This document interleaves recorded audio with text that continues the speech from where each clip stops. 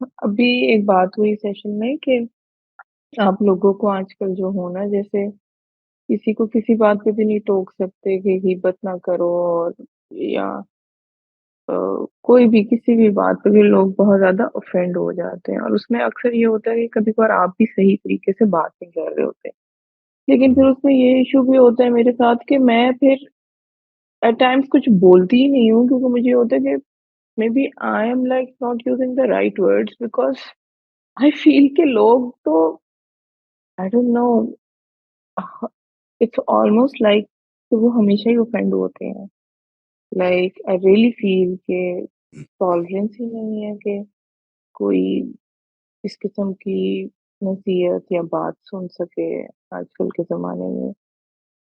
तो इट्स इस almost like कि आपको म्यूट होना पड़ता है, because it's almost impossible right.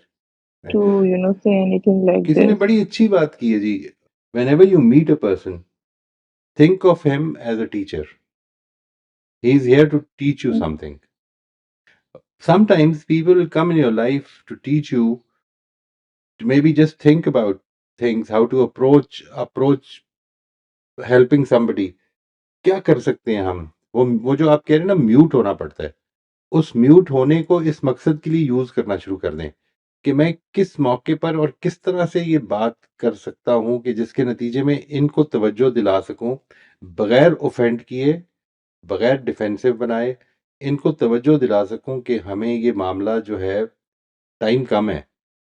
वो एक पाकिस्तानी ड्रामा हुआ करता था, उसमें वो एक पुलिस अफसर जो है ना, वो बहुत दफा ये कहा करता था कि वक्त कम है, मुकाबला सख्त। जिंदगी का वक्त कम है और मुकाबला बड़ा सख्त है।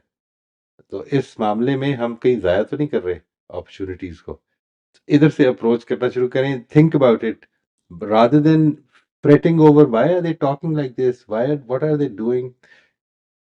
You may maybe disconnect yourself, maybe disconnect yourself, like mentally, and think about how can I approach this, मैं किस तरह कर सकती हूँ अप्रोच। maybe you learn, हम उसको Yes, सोच I सकते, think एक्सपेरिमेंटेशन कर सकते हैं। I I have to be very creative in that. Right, we all do, we all do. Hmm. Okay.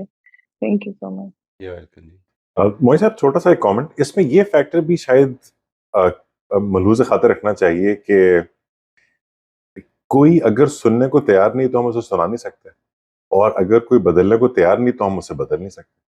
तो वहां पे शायद हमें ये प्रेशर भी नहीं फील करना चाहिए। और ये आई थिंक हर जगह अप्लाई होता है। इवन अगर आपका अपना बच्चा है और वो उस वक्त सुनने को तैयार नहीं, या for few days, for few months ऐसी फेज से गुजर रहा है जहां वो अभी बिल्कुल सुनने के लिए कोई बात तैयार नहीं है, तो उसके ऊपर शायद गलत होगा उस वक्त उसको सुनाने की कोशिश करना या जबरदस्ती करना। वो जो अगर इस तरह की सिचुएशन है, तो फिर जो जिंदगी में ये इंटरेक्शन है, ये आपको ये सिखा रहा है कि सब्र कैसे करना है। सीख तो आप हर इंटरेक्शन से सकते हैं, ये मेरा मेरा एक कन्विक्शन है जी। यानी we can actually learn from every interaction. We might not be able to teach in every interaction, but we can definitely learn in every interaction. Absolutely. एक छोटी सी क्विक एग्जांपल ये कि हम पर्सनली मैंने एक्सपीरियंस किया कि कुछ घर के बड़े हर खानदान में ऐसे होते हैं कि जो शादी ब्याह के मामला मौकों पे वो उसको एक अच्छा आवाज देने का या नसीहत करने का मौका समझने लग जाते हैं, जो कि फंडामेंटली बहुत गलत टाइमिंग होती है।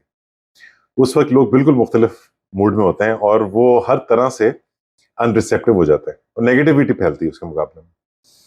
तो बात बिल्कुल ठीक की जा रही होती है, सुनने वाले शायद समझने भी चाह रहे होते हैं, लेकिन वो शायद मौका ठीक नहीं होता। Quite right, I totally agree with that.